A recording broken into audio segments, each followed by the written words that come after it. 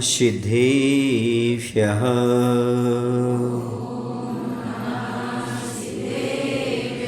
ॐ नमः सिद्धेभ्यः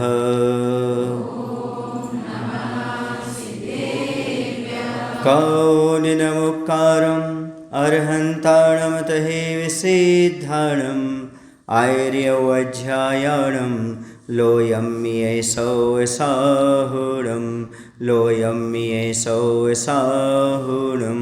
बोलिए अहिंसा परमो धर्म की।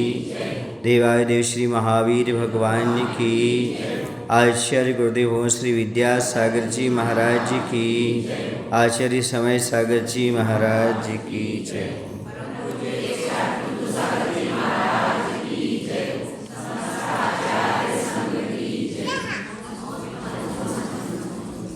पता नहीं इस जीव का कितना समय बीत गया धर्म के अभाव में और धन को पाने की कोशिश में। आज तक यह अनादिकाल से धन को पाने की कोशिश करता रहा है, धर्म को पाने की कोशिश नहीं की है। ऐसा लग रहा है जैसे सीमातीत काल व्यतीत हुआ हो इसी माया जाल में। माया माने छल कपट भी होता है, माया माने धन दौलत भी होती है। अनादिकाल से जीव माया के जाल में फंसा रहा, अर्थात धन दौलत कमाने में लगा रहा। ये भूल गया कि हमारे पास अविनेश्वर चेतन तत्व है और उसके अंदर भी कोई चीज़ है जिसे हम पा सकते हैं और हमेशा के लिए सुखी हो सकते हैं। और हमें कुछ नहीं करना, उस चेतन के बारे में सोचना है, आत्मा के बारे में सोचना है। ऐसा यहाँ पर उपदेश चल रहा था। कुंभकार अपनी बात को कह रहा था कि धन की बात कर रहे हो, यहाँ तो अब धन की बात नहीं, धर्म की बात है। अब यहाँ लेन देन की नहीं, यहाँ तो दान की बात है। जहाँ लेन देन होता है वहाँ संसार होता है, जहाँ धन की बात होती है वहाँ संसार होता है, जहाँ दान और धर्म होता है वहाँ पर मोक्ष मार्ग प्रारंभ है। यहाँ प्रकरण मोक्ष मार्ग का है। यहाँ धन की बात नहीं, धर्म की बात करो। यहाँ लेन देन की बात नहीं, यहाँ दान की बात करो। अब दान करने से ही उत्थान होने वाला है और अविनश्वर जो आत्म तत्व है उसको हम प्राप्त कर सकते हैं। जैसे बने वैसे आत्म तत्व के नज़दीक आने का प्रयास करो।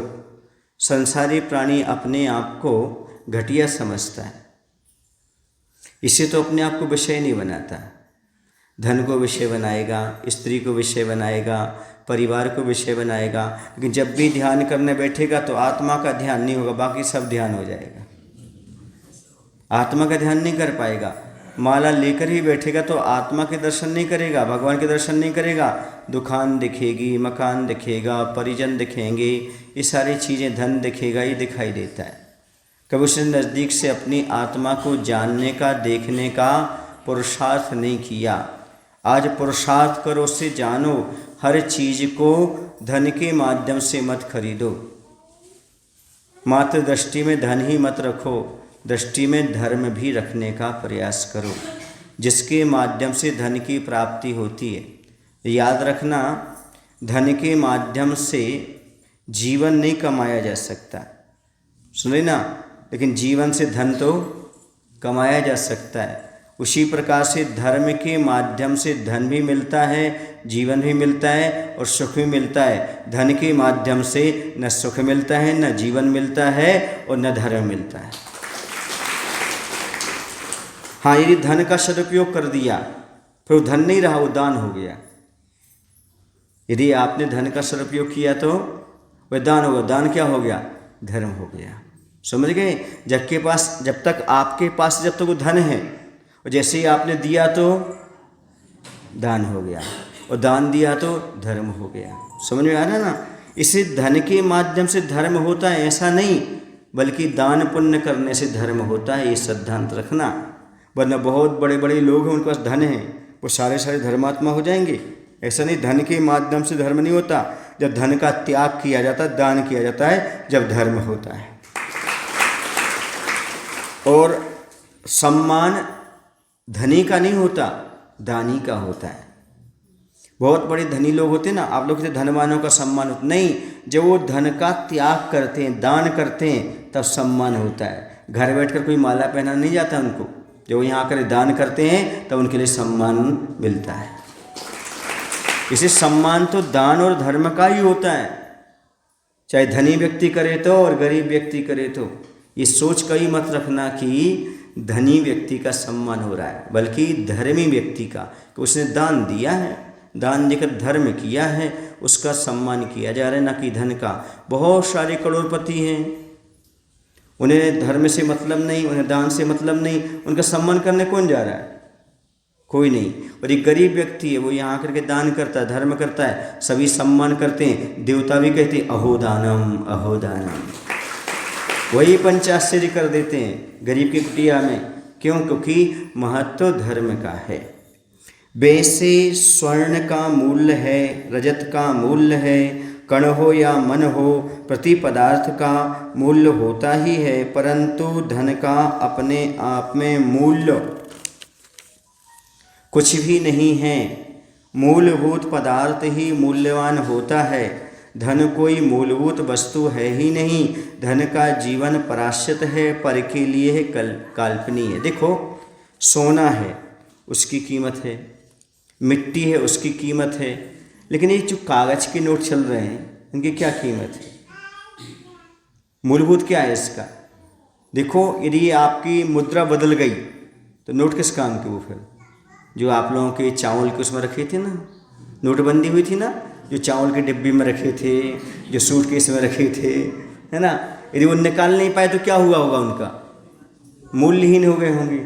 लेकिन सोना हमेशा मूल्यवान रहेगा, चांदी हमेशा मूल्यवान रहेंगी। लेकिन जो आप कागज़ के नोट वगैरह, सिक्के वगैरह हैं, वो जब तक काम में आते जब तक उस प्रचलन होता है, प्रचलन समाप्त होने पर वो सब कागज़ के रूप में परिवर्तित हो जाते हैं। समझ रहे हैं आप लोग कि नहीं? बहुत से लोगों ने जल्दी जल्दी दान कर दिया, बहुत से लोगों ने अपने परिवार को दे दिया, ले लो ये, ले लो ये, ले लो ये। कहाँ से आ गए? सब छिपे थे। कहाँ छिपे थे? वक्त के लिए। अब उसकी कोई कीमत नहीं होगी, इसलिए उसको अलग कर दो। और जो नहीं कर पाए उनके सारे क्या हो गए? वो नोट नहीं बचे, वो क्या हो गए? सब कागज़ के रूप में परिवर्तित हो गए। तो हर चीज़ का मूल्य है, लेकिन उसका कोई मूल्य नहीं। अच्छा, ये बताओ, धन अपने आप में निर्धन है, ये आप मानते कि नहीं मानते? धन आप अपने आप में निर्धन है कि नहीं है? कैसे हम सिद्ध करके बताते हैं आपको। जैसे कोई व्यक्ति है, उसके पास उसके अलावा कोई 1 रुपया भी नहीं है, उसे क्या बोलोगे आप? धनी के निर्धन? निर्धन बोलोगे ना। ऐसे 5 रुपया है उसके पास, वो कितने में बिकेगा? 5 में, 5.25 में तो नहीं बिकेगा। उसके पास है क्या 5 के अलावा? यदि वो 5 रुपया 25 पैसे में बिकता है, वो 5 का नोट, तो 25 पैसे उसके पास हैं, वरना स्वयं बिक गया, उसमें पैसे हैं कहाँ? 1000 का नोट भी होगा तो 1000 ही बिकेगा, बोलो ना भाई। तो अपने आप में वो क्या है? धन अपने आप में निर्धन है। जो अपने आप में निर्धन है वो आपको धनी बना ही नहीं सकता, क्योंकि धन अपने आप में निर्धन है। 5 नोट के पास 1 पैसा भी नहीं है 5 के अलावा, 10 के नोट के पास 10 के अलावा कुछ नहीं है, 1000 के नोट के पास 1000 के अलावा कुछ है ही नहीं। अपने आप में वो निर्धन है, आपको धनी कैसे बना सकता है? समझ गए? और आप लोग कहते हो ये रुपया मेरा है, रुपये ने कभी कहा मैं तेरा हूँ? एक बार कहा हो सपने में आपसे, मैं तेरा हूँ, मैं तेरा हूँ। 5 का नोट भी आपके पास आता, ये मेरा है, 1000 का आता, ये मेरा है।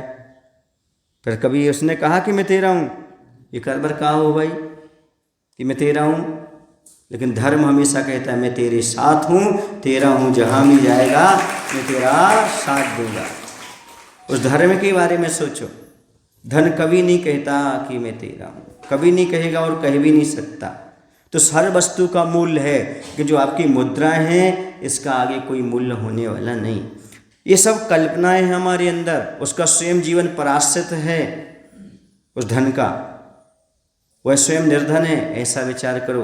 हाँ, धन से अन्य वस्तुओं का मूल्य आंका जा सकता है, वह भी आवश्यकता अनुसार, कभी अधिक, कभी हीन और कभी औपचारिक, और यह सब धनिकों पर आधारित है। कभी कभी वही वस्तु 5 रुपये पे मिलती है, जब मार्केट हाई हो जाता है तब 10 रुपये में मिलती है, और डाउन हो जाए तो 3 रुपये में मिलने लगती है। बोलो ना भाई। तो वस्तु खरीदी जा सकती है, वो भी समय आवश्यकता अनुसार बढ़ती जाती है। जितना बढ़ा दो भाव बढ़ जाएगा, कम कर दो कम कर जाएगा। तो वस्तुओं को उसके माध्यम से आंका जाता है। ये वस्तु 5 रुपये की, 7 रुपये की, 8 रुपये की कम हो जाती है। ये सब किस पर आधारित होता है? ये धनकों पर। इसलिए कहा वो भी औपचारिक है, उस पर डिपेंड नहीं है, इसलिए औपचारिक है। और कह रहे हैं धनिक और निर्धन ये दोनों वस्तु के सही सही मूल्य को सपने में भी नहीं आंक सकते। कारण धनहीन दीनहीन होता है प्रायः, और धनिक वह विषयान्ध मदाधीन होता है। ये नियम है। जिसके पास धन नहीं है वह दुखी है, अपने आप को दीनहीन असहाय मानता है, इसलिए वस्तु का सही मूल्यांकन कर नहीं सकता, धन का सही मूल्यांकन कर नहीं सकता। और जो अमीर हो जाता है वो पैसा फेंकता है, लुटाता है। क्यों? शराब पीता है, मद में क्या हो जाता है? गाफिल हो जाता है। इसी सही धन की कीमत ना तो गरीब जान सकता है और ना अमीर जान सकता है। क्यों? क्योंकि एक दीनहीन होकर के बैठा हुआ है और एक मद में फूला हुआ है। उपहार के रूप में भी राशि स्वीकृत ना की नहीं हुई, तब सेवक ने शिल्पी को सादा धन के बदले में धन्यवाद दिया और चल दिया घर कुंभ ले आनंद। अब उसने पैसा स्वीकार नहीं किया। किसने स्वीकार नहीं किया? कुंभकार ने। और ऐसा होता है, यदि भले वह व्यक्ति जैन ना हो सामने वाला, यदि उसको ये मालूम हो जाए कि ये साधु के लिए चाहिए है तो फिर पैसा लेता ही नहीं। जब महाराज का बिहार यार चलता है तो वहाँ पर कई लोग हालू लेने जाते हैं, हन्नू लेने जाते हैं, है ना, भाजी लेने जाते हैं। तो वहाँ किसान वगैरह होते हैं, वो कह देते भैया बाबा जी आगे जा रहे हैं ना, बाबा जी को हमारा प्रणाम कहना और हम आपसे कुछ लेना चाहते, आपको जो लेना है हमारे खेत से ले जाओ। ऐसे भाव उनके अंदर पैदा हो। अब आप लो या ना लो, उन्होंने तो दान का पुण्य कमा लिया। दान का पुण्य नहीं कमाया, बल्कि ये समझो ने भोग भूमि का बंध कर लिया। मिथ्या से साध भी होगा तो ये भोग भूमि का बंध तो कर ही लिया उन्होंने, क्योंकि दान की अनुमोदना उन्होंने कर ली। विहार करते हुए हम लोग चले जा रहे थे बेलगोला की ओर, श्रीमद बेलगोला की ओर। रास्ते में एक जगह छाया देख करके बैठे, जो साथ में सावक थे वो भी आकर के बैठ गए। खेत से बहुत सारी महिलाएं और पुरुष आए, नमस्कार किया और सब अपने अपने पैसे निकाले और हमारे सामने रखने लगे। तो हमने आशीर्वाद दिया, सबने समझाया महाराज कोई पैसा नहीं लेते हैं, किसी प्रकार का नहीं लेते हैं, तो तुम लोग ले लो। जो साथ में थे ना उनको देने लगे। उन्होंने कहा हम लोग भी नहीं लेते हैं। तो बोले कहाँ जा रहे हैं आप? बोले हम बाहुबली भगवान के यहाँ जा रहे हैं। तो एक काम करना, ये भगवान को चढ़ा देना। मैंने समझे आप क्या? उन्होंने समझा कि वास्तव में हम पैसे लाए हैं तो हमें दान देना है। आप लो तो ठीक है, जे लें तो ठीक है, नहीं तो भगवान के चरणों में चढ़ा देना। वो इतना समझते हैं कि दान एक धर्म है जिससे हमारा कल्याण होने वाला है। इतना वो समझ गए तो समझो उसी में तो उनको भोग भूमि का बंध हो जाता है। वहीं तो 10 कल्प वृक्षों से सामग्री उनको मिलना प्रारंभ हो जाता है, इतना भाव मात्र करने से। आचार्य भगवान के साथ बिहार चल रहा था, तो बिहार करते हुए एक संतरे के बगीचे में पहुँचे, नागपुर के पास, रामटेक के पास। तो वहाँ पर संतरे का बगीचा था, वहाँ पर बैठ गए। तो वहाँ जो मालिक था उसने बहुत सारे अच्छे बड़े बड़े संतरे, क्या बोलते हैं आप लोग संतरे को? संतरा बोलते हैं ना। तो एक अच्छी बड़ी टोकनी भर के अच्छी स्पेशल और आचार्य के सामने रख लिए। पाइए जू, क्या बोले, इसको आप ग्रहण करिएगा। तो आचार्य ने उसका क्या आशीर्वाद दे दिया, हम तो लेंगे ही नहीं, और बाबा जी को दे दो, सब बाबा जी ने के दिया हूँ समझ रहे ना, तो इन लोगों को दे दो। तो आचार्य कहते हाँ वो तो ले लेंगे जो गृहस्थ थे, श्रावक थे, उनने सबको बोला टोकनी भर बांट दिया। समझ रहे आप लोग कि नहीं? ये कहलाती है साधु कृति भक्ति। जान ना पहचान फिर भी साधु हैं, ऐसा भाव उनने किया। कुछ नहीं जानते, साधु हैं, कुछ ग्रहण नहीं करते, लेते नहीं, फिर भी हमारी कोई वस्तु उनके काम में आ जाए निःशुल्क। तो ये देखने को मिलता है कि जो भी इतना काम करते हैं, समझिए ये लोग सारे के सारे इतना पुण्य मानते हैं, आगे चल कर के ये नियम से कुछ ना कुछ अच्छे पदों को प्राप्त कर लेते हैं, सदगति के पात्र बन जाते हैं। मात्र दान की अनुमोदना करने से, अब तुम लो या ना लो, हमने तो दान कर दिया, हमने तो दे दिया, ऐसे भाव उन लोगों के अंदर प्रकट होते। ऐसे यहाँ पर है कि वह कुंभकार घड़े को फ्री में दे रहा है। क्यों? आप मुनि महाराज को पड़गाने के लिए ले जा रहे हो, तो हमारी कोई ना कोई चीज़ तो मुनिराज के काम आ जाना चाहिए। सुने आप लोग, मैं उन जैनियों को ये संस्मरण सुनाना चाहता हूँ जो मंदिर के लिए कोई चीज़ जाती है तो पैसे की बात करते हैं। अपनी दुकान से, मकान से, घर से उन्हें शिक्षा लेना चाहिए कि यदि कोई सामान्य चीज़ कहीं साधु की वैयावृत्ति में या कहीं मंदिर में अन्यत्र जा रही हो तो कभी लालच मत करना, अपना तन मन धन सब कुछ समर्पित कर देना चाहिए, क्योंकि इसी के माध्यम से ही आपका आगे चल कर के सारा काम बनने और होने वाला है। अब चूंकि ये बात किसान की आ गई, कुंभकार की आ गई, तो मैं आपको बेगमगंज ले चलता। बेगमगंज में थे, वहाँ पर बहुत बड़ा संघ, लगभग 40 मुनिराज आचस्सी का आना होना था, पंचकनक महोत्सव। अब वहाँ पर इतने सारे महाराज जंगल जाएंगे तो निहार के लिए भूमि चाहिए, पास में दूर भी यहाँ वहाँ, तो बहुत सारे लोग थे। उनको मालूम पड़ गया कि आचस्सी इनके नगर में आ जाएंगे, तो उन्होंने क्या किया, 2 महीने पहले से खेत में अनाज ही नहीं डाला। और हमारे पास आकर के जैनेतर बंधु थे, निवेदन किया, महाराज जी हम इस खेत में अनाज नहीं बो रहे हैं, 2 महीने ये और 2 महीने और जब तक आचस्सी रहेंगे तब तक बीज नहीं बोएंगे, इसमें आप लोग जाना विस्तार के लिए। तो आचस्सी बोलते थे, क्यों कुंतु, ये व्यवस्था कैसे कर दी? यहाँ पास में भी व्यवस्था, यहाँ भी व्यवस्था, वहाँ भी व्यवस्था। मैंने कहा आचस्सी आपका नाम सुनकर के जैन सब ने अपनी भूमि उतने दिन तक के लिए खुली छोड़ दी, आपको जहाँ जाना वहाँ जाइए, जैसा करना वैसा करना। ये है दान का भाव और गुरु का प्रभाव, दोनों बातें हैं। सच्चा गुरु हो तो दान के भाव अपने आप पैदा हो जाते हैं, करना नहीं पड़ते, उनका ही, गुरु का ही प्रभाव पड़ता है।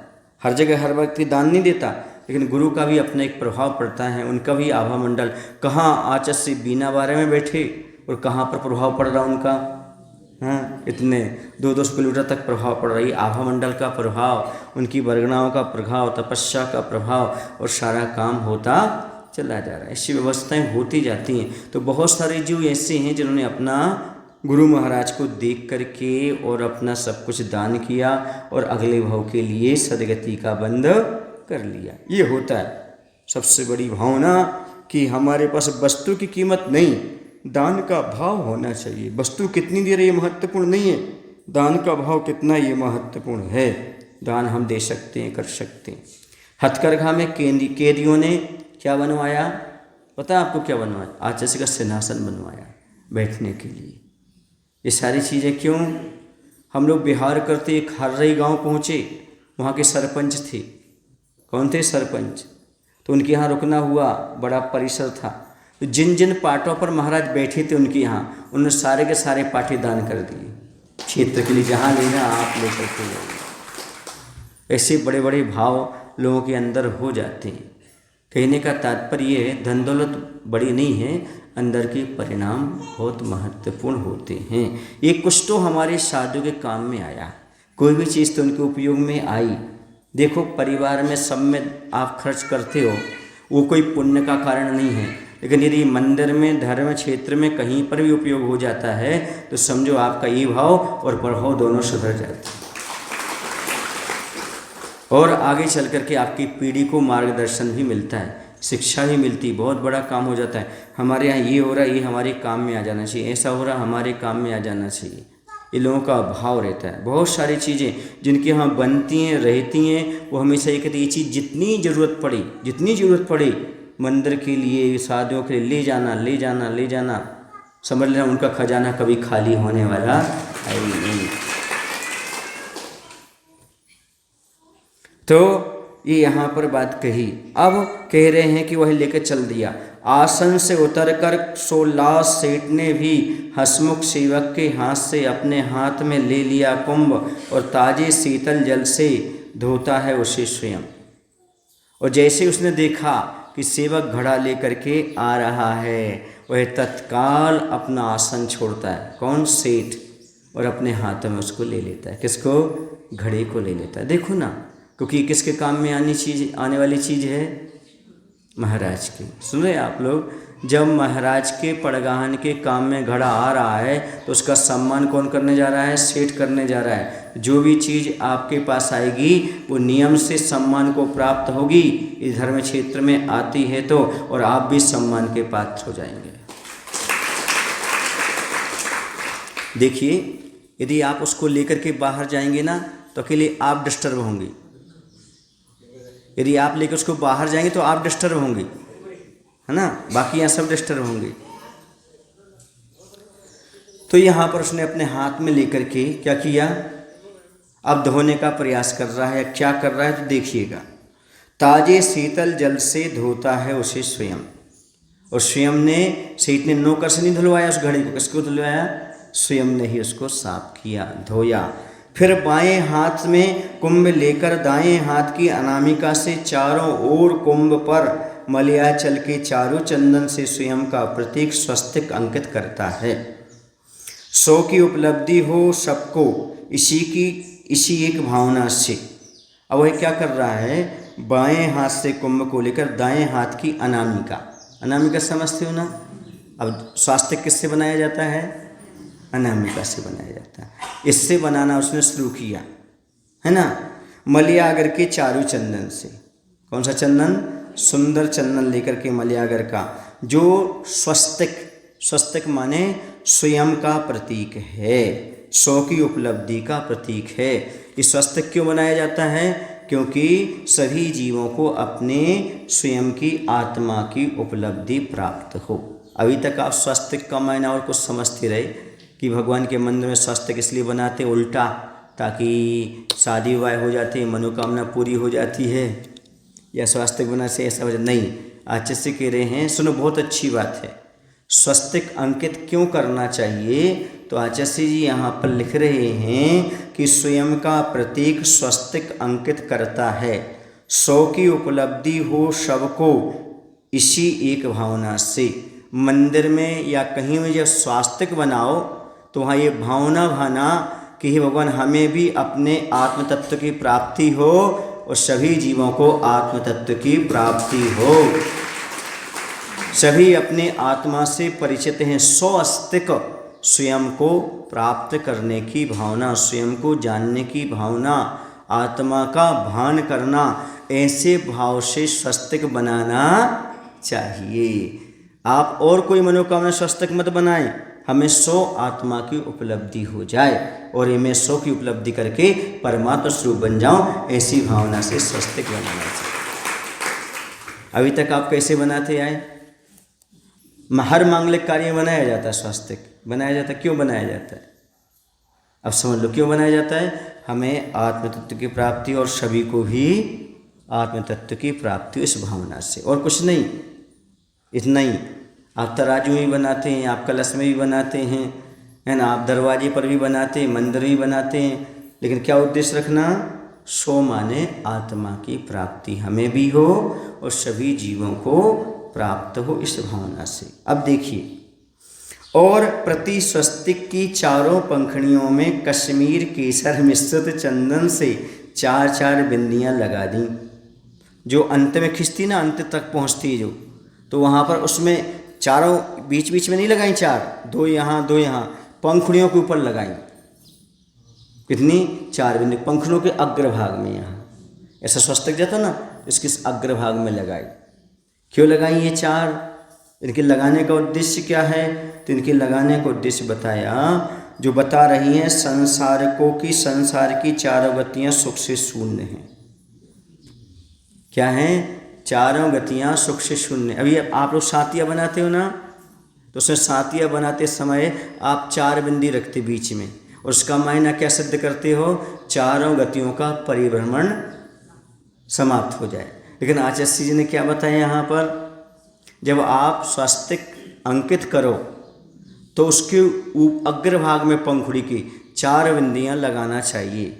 और 4 बिंदियाँ क्यों लगाना चाहिए, ये प्रतीक है उसके कि चारों गतियों में कहीं भी हम चले गए वहाँ कहीं सुख की प्राप्ति नहीं हुई, इसलिए आगे ये ऊपर सिद्धशिला बना रहे हैं ताकि हम ये चारों गतियों के कहीं सुख नहीं मिला, सिद्धशिला में जाकर के हम सुख को उपलब्ध कर सकें। इसलिए ये 4 बिंदी बीच में न लगा करके स्वस्तिक के अंत में, पंखुड़ी के अंत में अंकित करना चाहिए, ऊपर चंद्राकार सिद्धशिला बनाना चाहिए। यह प्रतीक है उसका कि चारों गतियां सुख से शून्य हैं। हमें सुख मिलेगा तो कहाँ मिलेगा, सिद्धशिला में प्राप्त होगा। ये आचार्य भगवंत मुकमाटी ग्रंथ में 309 पृष्ठ पर लिख रही हैं। इसी भांति प्रत्येक स्वस्तिक के मस्तक पर चंद्र बिंदु समेत ओंकार लिखा गया है। चंद्र बिंदु ऊपर आप लोग क्या करते हो, 3 बिंदु और लगा देते हो ना, नहीं, वहाँ ओम क्या लिखना है, उसके ऊपर ओंकार लिखना है। योग एवं उपयोग की स्थिरता हेतु योगियों का ध्यान प्रायः इसी पर टिकता है। समझ गए, जिसको ध्यान करना ओंकार का ध्यान करते हैं। किसका ध्यान करते हैं, ओंकार का ध्यान करते हैं। जैसे हमने आपको पर्युषण पर्व में कराया था, इसके ऊपर क्या लिखना है, सिद्धशिला के ऊपर 3 बिंदु नहीं लगाना, क्या लिखना, ओम लिखना। आचार्य ये बता रहे हैं, क्या बता रहे हैं, प्रत्येक स्वस्तिक के मस्तक पर चंद्र बिंदु समेत, चंद्र बिंदु होता ना ऊपर, तो क्या लिखना है, ओमकार लिखा गया। योग एवं उपयोग की स्थिरता हेतु योगियों का ध्यान प्राय इसी पर टिकता है, इसलिए इसी पर टिकता है, इसलिए ओंकार लिखा जाता है। समझ गए, ये आचार्य जी ने हम सभी को बताया कि इस प्रकार का हम कर सकते हैं। योग एवं उपयोग, योग समझते मन वचन काय, मन वचन और काय, इन तीनों योग, और उपयोग मतलब मन, ऐसा लगा करके अपने उपयोग को स्थिर करने के लिए ओंकार का ध्यान करते हैं, इसलिए ये ठीक है। समझ गए। अब कैसे बन गया, कैसे बना स्वस्तिक, पहले स्वस्तिक बना, स्वस्तिक बनने के बाद चारों पंखुड़ियों में बिंदु, ये किसके प्रतीक हैं, चारों गतियाँ सुख से शून्य हैं।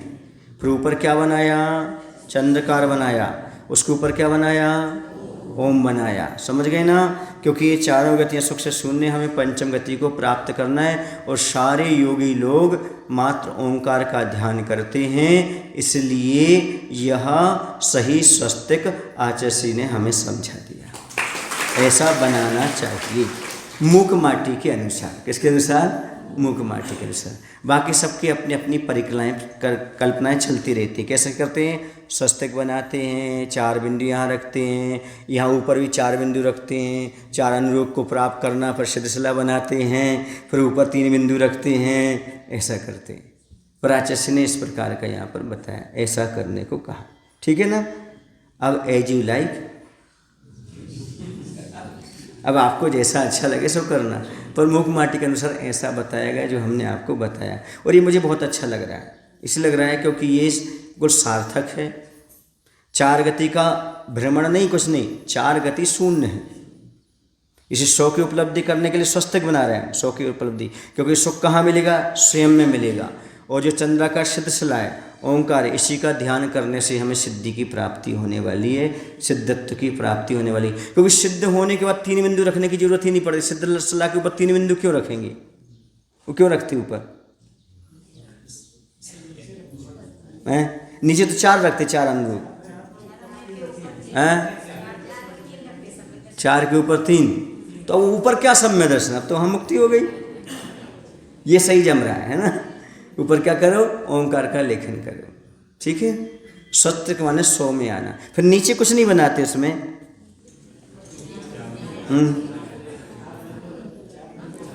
4 बिंदु बीच में रखते हो चतुर्गति के, पर आचार्य कहते नहीं, यहाँ ऊपर ऐसे रखो तो उसका अलग होता है। समझ गए, क्योंकि यही हमारे हिसाब से सही परंपरा लगती है। बाकी जो बीच में 4 बिंदु रखते हैं तो अन्य जगह भी मिलता है। जैनियों में तो ऐसा होना चाहिए, 4 गतियाँ शून्य हैं, पूरी गति घूम ली शून्य, यहाँ घूम लिया शून्य, यहाँ शून्य, यहाँ बीच में शून्य नहीं, यहाँ बीच में कहाँ गतियाँ हैं, वो गतियाँ कहाँ से आएंगी बीच में, गति के प्रतीक तो ये है ना ऐसा, तो यहाँ पूरा घूम करके आए, तो यहाँ शून्य, यहाँ शून्य, यहाँ शून्य, यहाँ शून्य, समझ गए। तो स्वस्तिक बनाने की सही पद्धति तो आज इसने आपको बता दी, समझा दी। अब क्या करना, कुमकुम का पुट देखते ही बनता है। अब क्या किया उसने, कुमकुम भी ले लिया साथ में। हल्दी की 2 पतली रेखाओं से कुंभ का कंठ शोभित हुआ। अब हल्दी की 2 पतली रेखाएं, घड़ा समझते ना, घड़े में 2 रेखाएं बना दी, और जिन रेखाओं के बीच कुमकुम का पुट देखते ही बनता है, कुमकुम भी लगा दी। हल्दी, कुमकुम, केसर, चंदन ने अपनी महक से माहौल को मुग्ध मुदित किया। अब वहाँ पर सारा वातावरण महक गया, क्योंकि कितनी चीज़ें मिल गई वहाँ पर, हल्दी मिल गई, कुमकुम, केसर, चंदन, इन सब की महक उस परिसर में आ गई, और महक परिसर में आ गई तो माहौल बहुत अच्छा हो गया। मृदुल मंजुल समता समोय हरित हसीले भोजन पान पाचक 4-5 पान खाने के कुंभ के मुख पर रखे गए। खुले कमल की पंखुड़ी सम जिनकी मुखाग्र बाहर दिख रहे हैं, और उनके बीच में उन्हें सहलाने एक श्रीफल रखा गया जिस पर हल्दी कुमकुम छिड़की गई। सुनो, और उसके साथ क्या होता है, इतनी सारी व्यवस्था कर देने के बाद वहाँ पर उन्होंने एक और काम कर दिया। क्या कर दिया, वहाँ पर श्रीफल रख दिया उस पर, और उस पर श्रीफल पर क्या किया, उसके नीचे पत्ते रखे, किसके, पान के पत्ते रख दिए।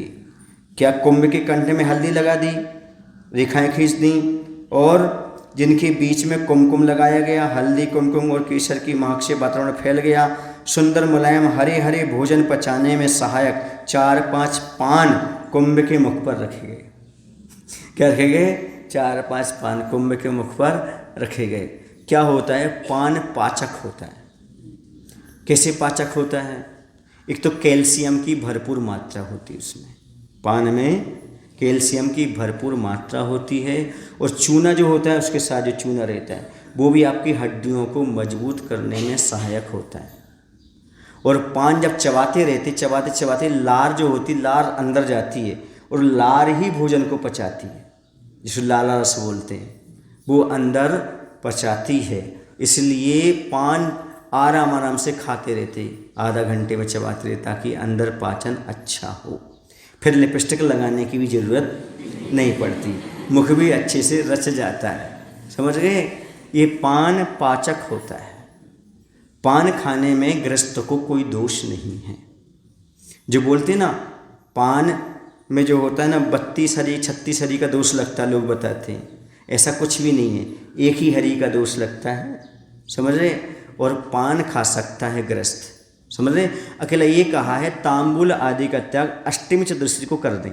किसको कर दें, अष्टमी। बाकी गृहस्थ के लिए पान खाने का निषेध नहीं है, पान खा सकता है।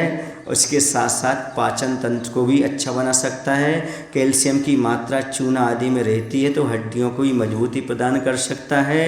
और पान खाने से पाचन तंत्र भी स्वस्थ रहेगा, मुख भी स्वस्थ रहेगा, ओंठ भी आपके अच्छे गुलाबी बने रहेंगे। इसलिए पान खाने में कोई बाधा नहीं। अकेले अष्टमी चतुर्दशी नहीं खाइए। कब नहीं खाइए, बाकी आपको पान का कोई निषेध नहीं होता। और आजकल पान खाना तो बंद कर दिया, तंबाकू खाना शुरू कर दिया, जो कि आपके लिए नुकसानदायक है, आपको बहुत ही नुकसान पहुंचाने वाला है। 10 मिनट बैठ सकते हैं ना, तो नुकसान पहुंचाने वाला है। क्या करने वाला है, नुकसान पहुंचाने वाला। जर्दा मत खाइए, तंबाकू मत खाइए, क्या खाइए, पान खाइए। मैं नहीं कह रहा खाइए, पर तंबाकू नहीं खाइए। क्या नहीं खाइए, तंबाकू नहीं खाइएगा, पान खाइए। वो आपके लिए सुपाच्य भी होगा, फायदेमंद भी होगा। आज जो आपकी हड्डियों की दर्द, जोड़ों की दर्द आदि हो रहे हैं, वो इसलिए हो रहे हैं। पहले लोग क्या करते थे, पान खाते थे, तंबाकू और उसमें तंबाकू के बिना जो पान खाते थे साथ में चूना लेते थे, उसको चाटते रहते थे। तो चूना क्या करता था, कैल्शियम भरपूर देता है, हड्डियों को मजबूत करता रहता है। आज तो थोड़ा हुआ और फ्रैक्चर हुआ, थोड़ा और दर्द हो गया, ऐसा हड्डियों में, क्योंकि पान खाना सबने बंद कर दिया, पान चबाना बंद ही कर दिया। जबकि पान आपके स्वास्थ्य के लिए बहुत लाभकारी होता है, उसमें कोई ज़्यादा दोष नहीं लगता, एक ही हरी का दोष लगता है। सुन रहे? जैसे आप धनिया पत्ती खाते हो, पालक खाते हो, है ना, ऐसे वो पान है, उसमें कोई ज़्यादा दोष नहीं है। बस याद रखो कत्था वगैरह जो उसमें होता है ना, वो येलो कलर का कौन सा होता है, कत्थई कत्थई सा होता है, वो शुद्ध होना चाहिए। यदि वो शुद्ध है आपका तो ठीक है, वो नहीं है तो कोई बात नहीं, आप चूना का भी तो खा सकते, चूना सौंफ आदि मिला करके आप उसको ले सकते हैं। उसके लेने से आपकी पाचन क्षमता अच्छी बढ़ती है। समझ गए? ऐसा वह पान होता है। पान में 36 हरी का दोष नहीं लगता है। हाँ, ये धारणा छोड़ देना, क्योंकि मध्य प्रदेश में बहुत सारी धारणा है 36 हरी का दोष लगता है एक पान खाने में, जबकि ऐसा कोई दोष नहीं लगता। एक हरी है तो एक ही आएगा, ज़्यादा कहाँ उसमें दोष लगेगा।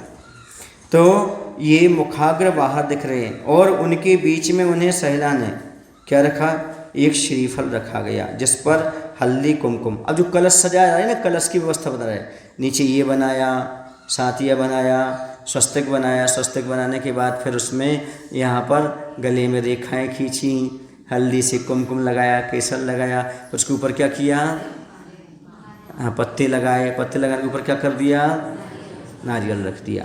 अब देखिए इनकी चर्चा शुरू होती है। अब ये अच्छा चीज़ रखा नहीं रहे हैं, चर्चा बता रहे हैं। क्या बता रहे हैं? चर्चा कैसे क्या हो रही है। इस अवसर पर श्रीफल ने कहा पत्रों से कि हमारा तन कठोर है, तुम्हारा मृदु, और यह काठिन्य तुम्हें अच्छा नहीं लगेगा। अब जो पत्ते मुलायम हैं उस पर किसे रखा जाए, श्रीफल को। वो कह रहा है तुम्हें कष्ट होगा। श्रीफल क्या कह रहा है, तुम्हें कष्ट होगा। लेकिन दूसरी बात सुनो, आज तक इस तन को मृदुता ही रुचि आई है, परंतु तब संसार पथ था, यह पथ उससे विपरीत है ना। यहाँ पर आत्मा की जीत है ना।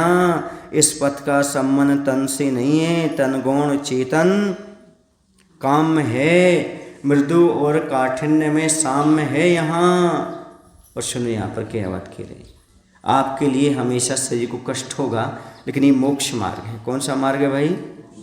और मोक्ष मार्ग में क्या होता है, यहाँ शरीर की नहीं आत्मा के बारे में सोचा जाता है। जरूर हमारा शरीर कठोर है और तुम्हारा नरम मुलायम संभव है, यह कठोरता तुम्हें अच्छी ना लगी, लेकिन इतना विचार करना कि आज तक स्पर्श इंद्रिय मुलायम तन वसन है, शयन को ही चाहती रही है, जो संसार का ही कारण रहा। किंतु यह पथ संसार से विपरीत मोक्ष का है, यहाँ आत्मा की पराजय नहीं जीत है। और सुनो, मोक्ष मार्ग का संबंध तन से नहीं, यहाँ तन गुण होता है। चेतन प्राप्ति की चाहे की मुख्यता यहाँ पर रहती है। शरीर ने हमेशा क्या चाहा है, सुख सुविधा चाहिए। शरीर कभी कठोरता चाहता है नहीं, तभी तो आप लोग गद्दी पर बैठते हो, है ना, अच्छी अच्छी मखमल चाहिए, ये चाहिए। पर मोक्ष मार्ग में कठोरता और मृदुता एक सी है।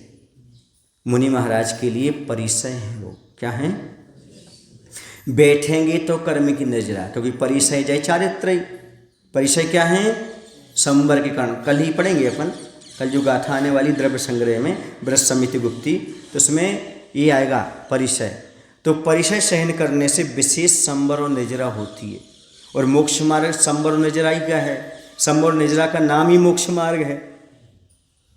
तो यदि महाराज बैठे हैं तो ये निसद्या परिसय कहलाएगा, चल रहे हैं तो चर्या परिसय कहलाएगा, सो रहे हैं तो सैया परिसय कहलाएगा।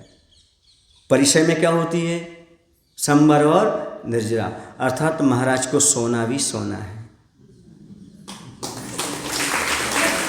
क्यों है, क्योंकि वह कठोरता और मुलायमपना एक है। पाटे पर सोना, आप जैसे गदाई पर नहीं सोना, रजाई पर नहीं सोना, और बैठना तो पाटे पर बैठना, आप जैसे गद्दी पर नहीं बैठना। चलना भी तो बिना किसी जूते चप्पल के। इन सब से ये परिसय कहलाते हैं। इनके माध्यम से मुनि महाराज की निरंतर कर्म की नजरा चलती रहती है। समझ गए? इसलिए महाराज को बैठने में भी निर्जरा, चलने में भी निर्जरा, सोने में भी निर्जरा, बोलो, तपसा निर्जरा से। संवर और निर्जरा तपस्या के माध्यम से चलती है। आपको भी चाहिए ऐसा? आ जाओ फिर। हाँ, अब आना तो पड़ेगा यदि सब कुछ प्राप्त करना चाहते हो आप। संवर और निर्जरा का मार्ग चाहिए है तो ये तो है ही, इसके बिना कैसे हो जाएगा? समझ रहे आप लोग कि नहीं? आचार्य जब कभी कभी ये सब परिचय सहन करते करते हम लोगों को बताते हैं, देखो मैं तो ऐसा परिचय सहन कर रहा था, लेकिन सामने वाले ने ऐसी व्यवस्था कर दी, मेरी संवर और निर्जरा में कमी कर दी। क्या कर दी? संवर और निर्जरा में कमी कर दी। मैं तो संवर और निर्जरा कर रहा था, जितना जितना अवसर परिचय सहन करेंगे उतनी संवर और निर्जरा होती जाएगी, और जितना इससे टलेंगे उतना संवर और निर्जरा कम होगी। देखो आप लोग सोचते हैं सुविधा मिल जाए, और महाराज क्या सोचते हैं? जैसा है वैसा अच्छा है, कोई कर्म की निर्जरा हो रही, शांति से सहन करो, कर्म की निर्जरा अपने आप होती चली जाती है। जितनी सुख सुविधा उतनी दुविधा, और मोक्ष मार्ग जितनी कम सुविधा उतनी सुविधा। हाँ, और जितनी सुविधाएं उतनी दुविधा के साथ आ जाते हैं। समझ में आया ना? इसलिए मोक्ष मार्ग में जैसा है वैसा। आचार्य जी पहले कैसे कैसे स्थानों पर रहे, नैनागिर है, कुंडलपुर है, और कोई व्यवस्थाएं नहीं थी। एक टपरिया सी रहती थी ऐसे ही, इससे भी गई हुई थी टपरिया रहती थी। टीन सेट लगा है, दीवारें खड़ी हैं, वहाँ तो मिट्टी की दीवारें और ऊपर से ऐसा ही। तो वहाँ पर प्रवचन होते थे, ऐसे ही हाल होता था, ऐसे ही प्रवचन चलते रहते थे। समझ में आ रहा ना? हाँ, तो ज़्यादा व्यवस्था की जरूरत नहीं होती, बल्कि हमें अपनी अवस्था देखना पड़ती है। हम किस अवस्था में, हम साधु हैं, संत हैं, मोक्ष मार्ग पर हैं, हमारी अवस्था कर्म निर्जरा के लिए है, ना कि सुख भोगने के लिए। समझ में आ रहा? आप लोगों को नहीं आ रहा?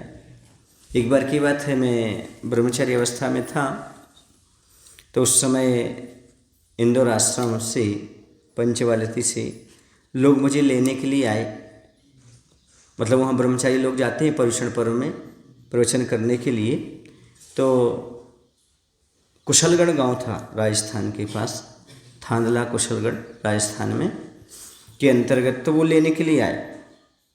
तो मैंने सोचा ये लोग राजस्थान से आए हैं, कुशलगढ़ से आए हैं, वहीं पास में एक क्षेत्र है अंदेश्वर पार्श्वनाथ, और सब लोगों ने कहा कि ये ब्रह्मचारी वो ब्रह्मचारी। बाद में निर्णय हुआ कि मुझे जाना है वहाँ। तो पूछा कितना घर है? बोले 250-300 घर की समाज है। चलो भाई चलते हैं, चलना है। हाँ, वो जो वहाँ के मंत्री अध्यक्ष थे वो बोले साथ में क्या ले चलना है? हमने कहा क्या ले चलना है?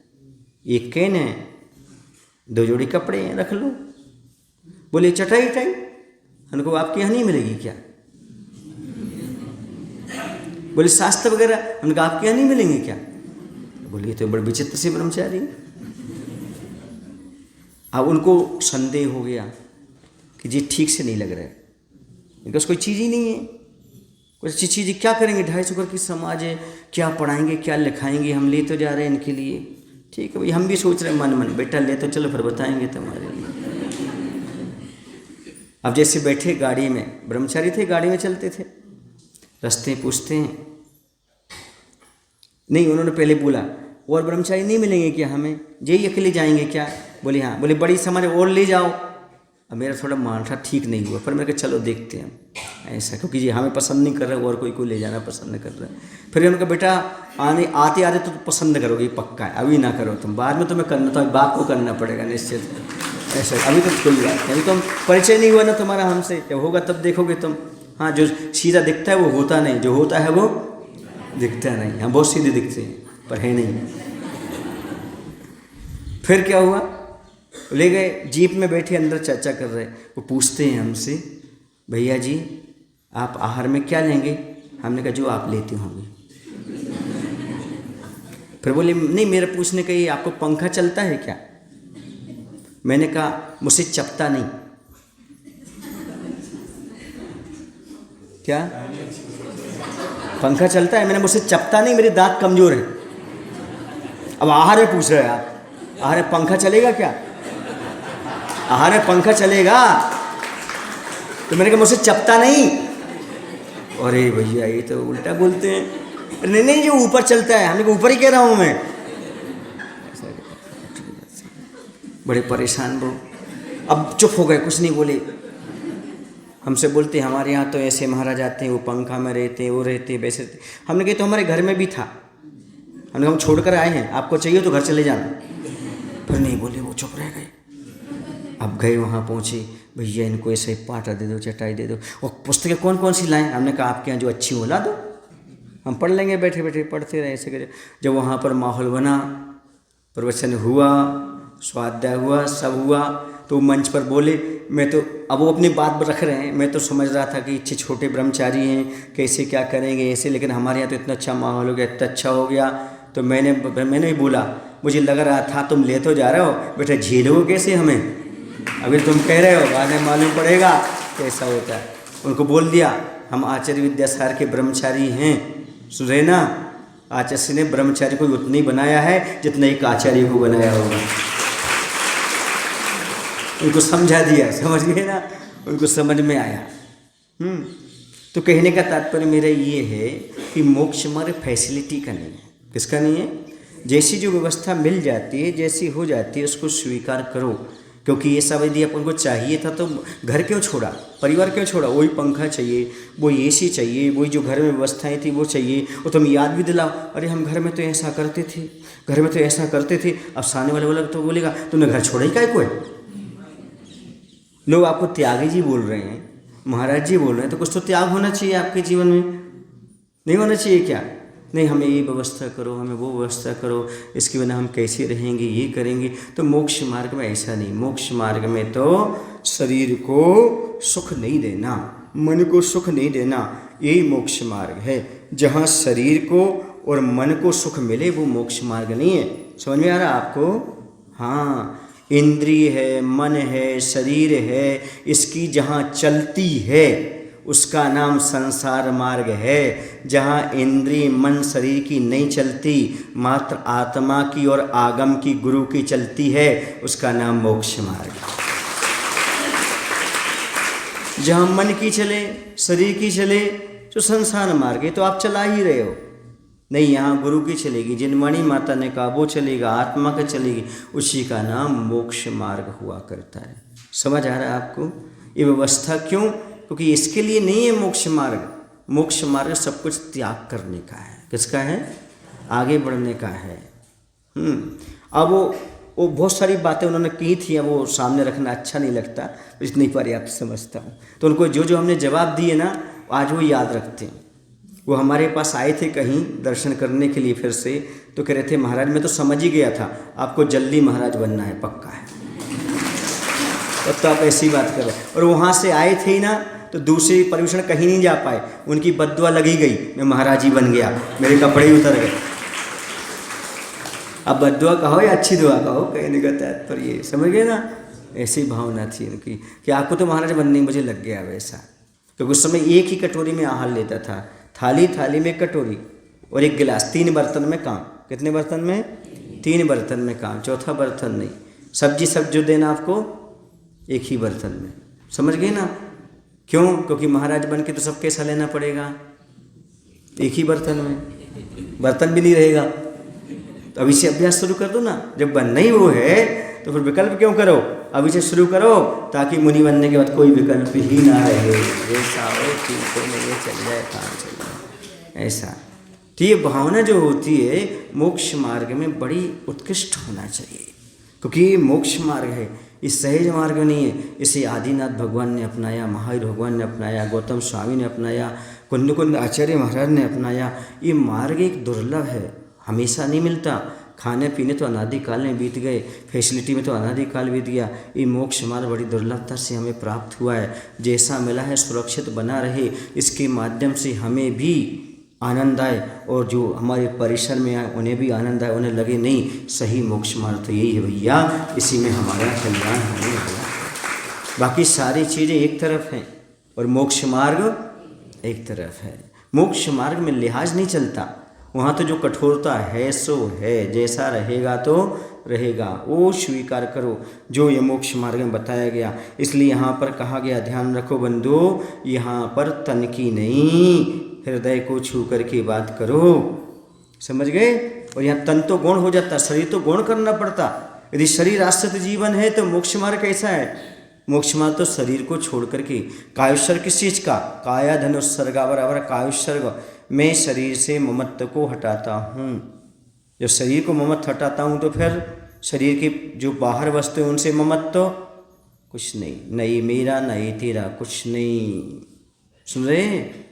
एक बार की बात है, आचार्य भगवंत कक्ष में बैठे हुए थे तो मैंने क्या किया, बहुत सारे लोगों से कहा आचार्य को शांति से बैठने दो, तो लोग बाहर चलो।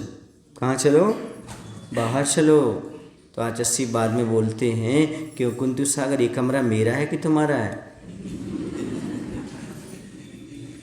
ना मेरा है तेरा है, फिर आचार्य के कमरे से क्यों भगाया? आचार्य के कमरे में तो कोई रह ही नहीं सकता। हमारा कमरा तो हमारा आत्मा है, ये कमरा तो इनका है जिसमें ये बैठे हुए। अपना थोड़ी है ये कमरा, अपना रूम थोड़ी है। अपन तो रह रहे हैं, क्या रह रहे हैं? आज यहाँ है कल वहाँ है, किसका घर किसका मकान किसका क्या। तो ये मेरा रूम मेरा कमरा, ये भाव तो आना ही नहीं चाहिए। मेरा गांव मेरा देश, वो जो छोड़ दिया उसको क्या याद करना। मैं घर में ऐसा था, घर में ऐसा मिलता था वैसा मिलता था, उसको तो छोड़ दिया। अब क्यों? वो तो ऐसा हो गया। एक एग्जाम्पल दे दूँ आपको, दे देता हूँ। एक संत थे, उन्होंने सारा का सारा घर परिवार छोड़ा। छोड़ने के बाद एक नदी किनारे जाकर के झोपड़ी बनाई। झोपड़ी में अपना सारा घर गृहस्थी का सामान रखा और खाने पीने की व्यवस्था में जुट गए। यहाँ से दिगंबर साधु निकले। उन्होंने कहा बाबा जी एक बार हमारी कुटिया में चलो ना। तो साधु ने जाना पसंद नहीं किया, वो अपने सीधे रास्ते से निकल गए। उन्होंने कहा बाबा चलो ना, बाबा चलो ना। उन्हें कहा देखो साधु महात्मा को कोई घर नहीं होता, महात्मा को कोई कुटिया नहीं होती, वो आपकी कुटिया नहीं है। अच्छा, उनको बात जम गई। वो आए और आने के बाद उस कुटिया में आग लगा दी। बोले अब तो हम आपके साथ चलते, और महाराज के साथ चल दिए। चलते चलते रास्ते में बोलते महाराज मैं उस कुटिया को जला तो आया, पर एक बार आप देख तो लेते कैसी थी। तो महाराज ने कहा आप झोपड़ी तो जलाए और खोपड़ी में तो अभी भी है। पहले खोपड़ी के तो निकालो। झोपड़ी का त्याग करना परिग्रह का त्याग नहीं है, खोपड़ी में ना रहे तब आप झोपड़ी का त्याग करते, ये सही त्याग है तुम्हारा। मायने समझ में आया ना? मत बाहर से छोड़ देना नहीं, वो माइंड में भी नहीं आना चाहिए। मैं अरबपति था, मैं करोड़पति था, मैं इतना खाता था, मेरी ऐसी व्यवस्था थी, ऐसी थी, यहाँ पर कुछ नहीं हो रहा, कुछ नहीं मिल रहा है। ये सब गाना गाते रहोगे तो फिर क्या मतलब है? मायना कैसे समझोगे इस चीज़ के लिए कि हम ये त्याग करके आए हैं? सुन रहे ना आप लोग? जैसे उल्टी करके आते हो आप कहीं तो बार बार कहते हम वहाँ उल्टी करके आए हैं, चलो अपन देखने चलें। सबको सुनाते रहते क्या? ये कहते भैया वहाँ मत जाना, वहाँ मैं क्या के आया हूँ, और उसको साफ कर दो। ऐसे जो त्याग कर दे उसके बारे में गाना मत गाओ। कुछ लोग बुरा ना लगे तो बोलूँ, कुछ लोग आकर बोलते महाराज जी मैं 40 साल से समाज की सेवा कर रहा हूँ, महाराज जी मैंने इस समय ऐसा चतुर्मास कराया था, उस समय ऐसा चतुर्मास कराया था, ऐसा हुआ था वैसा हुआ था। अब मैं माथा पकड़ के बैठ जाता हूँ, ये अभी तक गा रहा है मैंने ऐसा किया था ऐसा किया था ऐसा किया था, इसका सारा पुण्य जल गया। मैंने उस समय ऐसा किया था, उस समय ऐसा किया था, उस समय ऐसा किया था। अरे भाई ये तो कहने चाहिए मैंने कुछ किया था, ये बोलो उस समय मैंने चातुर्मास का लाभ लिया था, मैंने महाराज के चरणों में ऐसा किया था। अपने लिए कहो, मैंने समाज को क्या किया था ये मत कहो। और ये मत कहना हमारे यहाँ 2024 में चातुर्मास हुआ था, मैंने ऐसा किया था ऐसा किया था। ये तो अहंकार हो गया। नहीं, मैंने महाराज से बहुत कुछ सीखा था, मैंने वहाँ लोपी में लाभ लिया था, विधान में लाभ लिया था। ऐसा नहीं, सारी व्यवस्था मेरी थी महाराज जी। अरे वाह तेरी व्यवस्था थी, मैं ही सर्व था वहाँ, मैं 4 लोग ही तो थे सब करने वाले, और कौन था? समाज तो पीछे से आ जाती महाराज जी। तो ये अहंकार है, क्या है? तो ये भी कभी मन में नहीं आना चाहिए मैंने कब क्या किया है वहीं छोड़ो। हाँ, अच्छा किया है तो वहीं छोड़ो, और यदि बुरा किया है तो याद रखो ताकि दोबारा ना कर पाओ। यदि कभी भी अच्छा करो तो वहीं छोड़ देना। सुन रहे ना? क्यों? क्योंकि फिर आपको पुण्य नहीं मिलता, आपको कुछ भी लाभ नहीं मिलता, वो सारा किया कराया आपका समाप्त हो गया। तुमने ना समाज पर एहसान करने गई थी क्या? महाराज पर एहसान किया था क्या? नहीं, वो तो मैंने अपने कर्तव्य का निर्वाह किया था। क्या किया था?